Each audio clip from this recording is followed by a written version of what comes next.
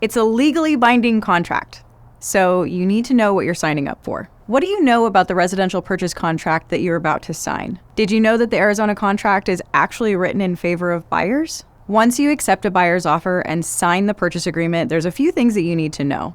Number one, make your home readily available to show off at any time during the next 10 days so that the buyer can do all of their inspections.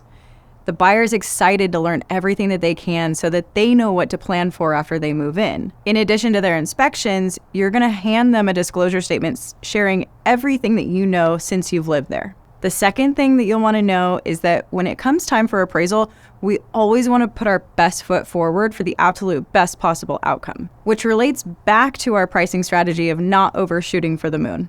But if the appraisal did come back below value, we would go back to the negotiation table to work things out. And lastly, if for any reason the buyer no longer qualified for their home loan, you might be entitled to their earnest money if they can't prove why. And that's exactly why I screen every single offer extensively to make sure that you have the most dedicated and qualified buyer to take over and love your home when it's time to move on.